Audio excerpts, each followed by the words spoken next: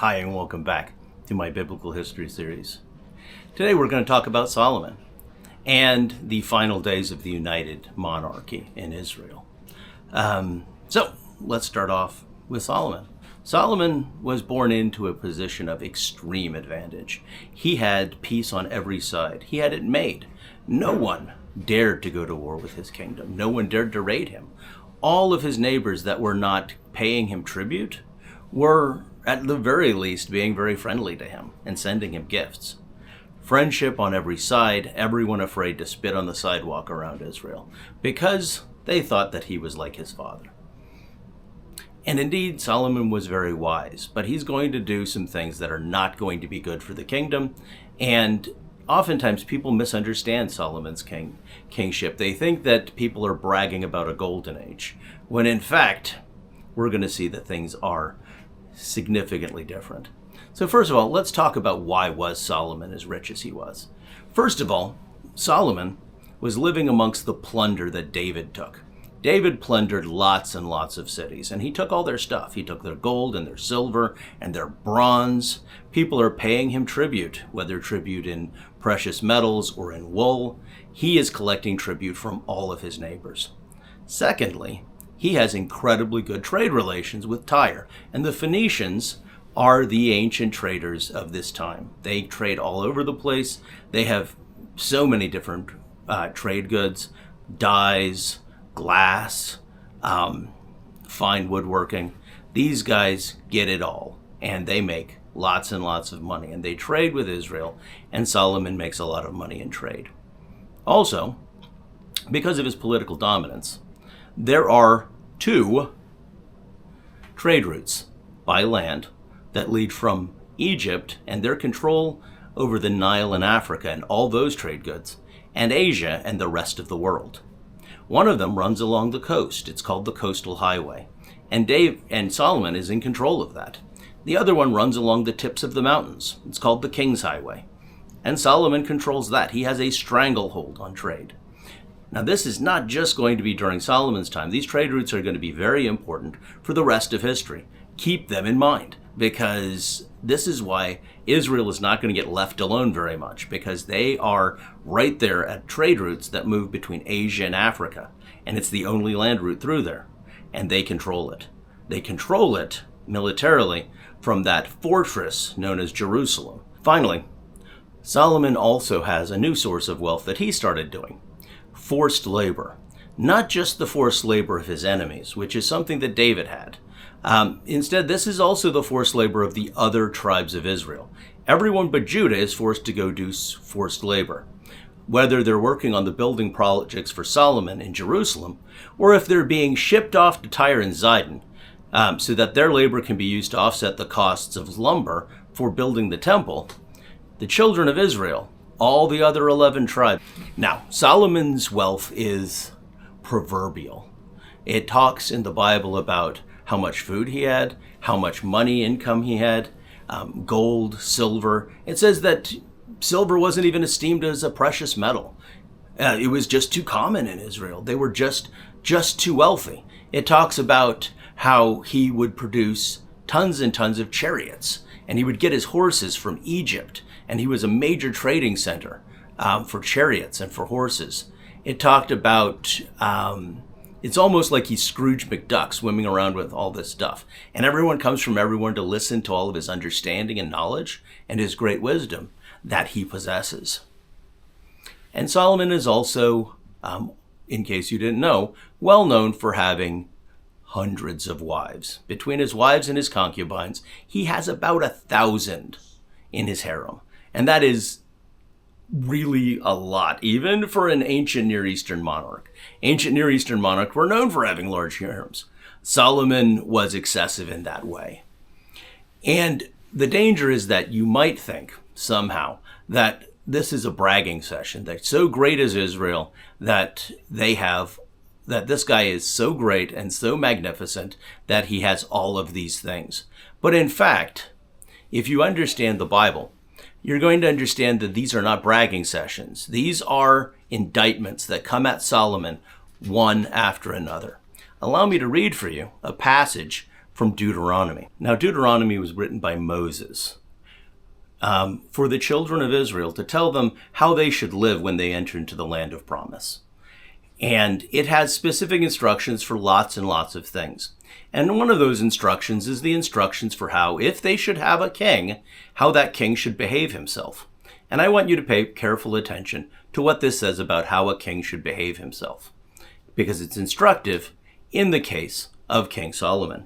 It says in chapter 17, starting in verse 14, "When you enter the land which Yahweh your God gives you, and you possess it and live in it, and you say, 'I will set a king over me, like all the nations who are around me,' you shall surely set a king over you, whom Yahweh your God chooses. One from among your brothers you shall set as king over yourselves.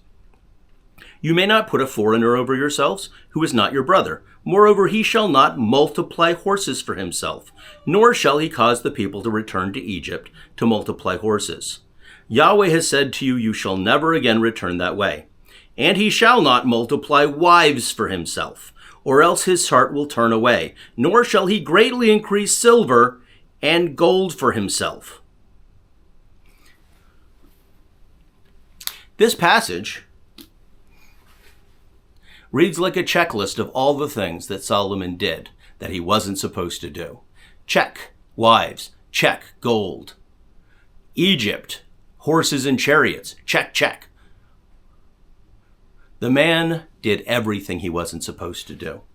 And as a result, God is going to judge him by tearing the kingdom apart. He's going to take 10 of the tribes of Israel, and he's going to farm them out to a different king, a guy named Jeroboam, the son of Nebat, who we will mention next time. It won't happen in his day on respect for David, and yet problems will begin to arise for Solomon. Solomon will start to get enemies. You realize that some of these enemies of David, they're not his friends. They're only behaving because they're afraid. So you're going to get a number of enemies that are going to rise up. So Solomon is going to begin having enemies that are going to rise up against him.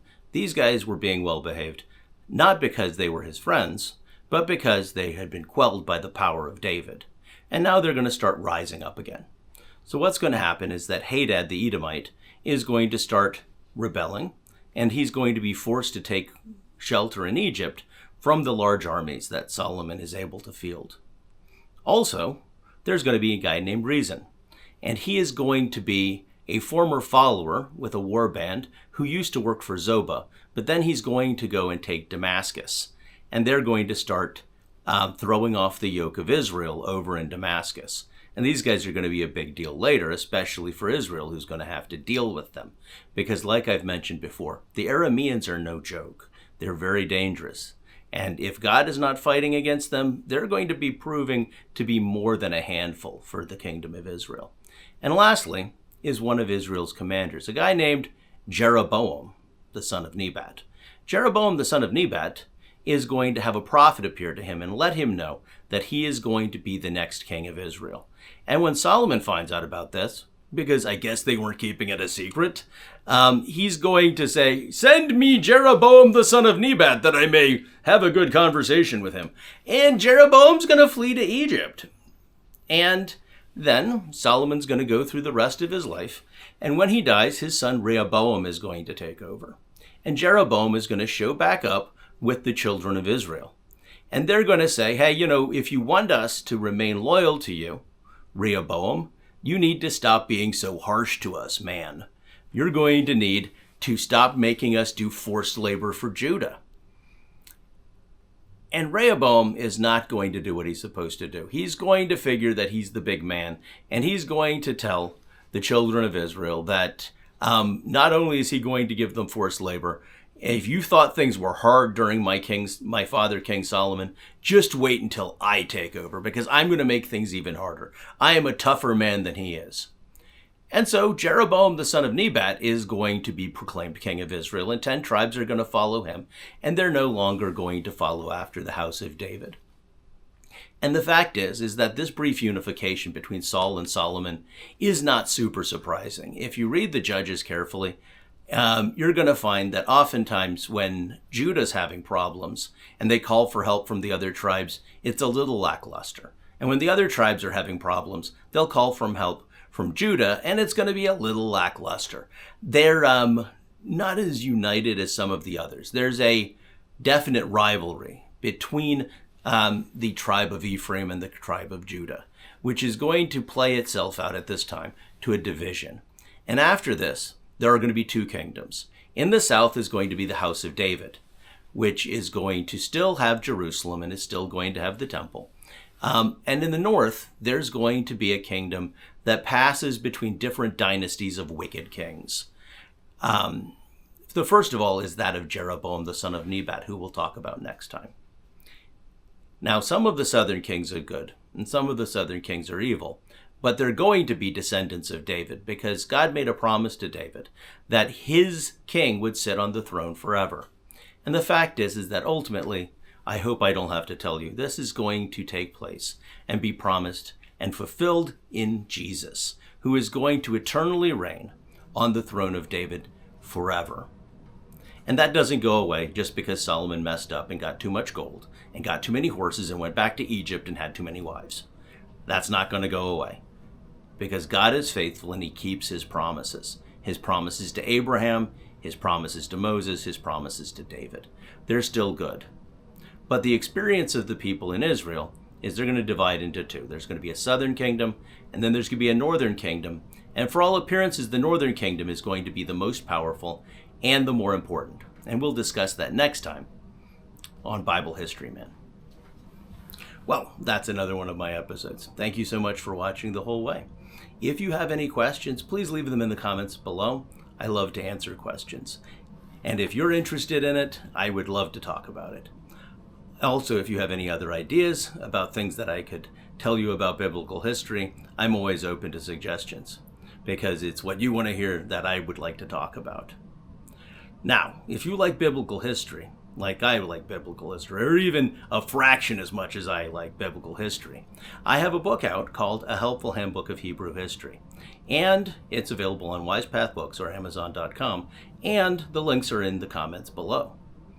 Now, I would recommend that you would read a book instead of listening to videos all the time, because as an educator, I know it's much better for your brain, especially if you're not an adult yet. If you're still a youth, your brain is better if you read. So I would recommend that you read that book.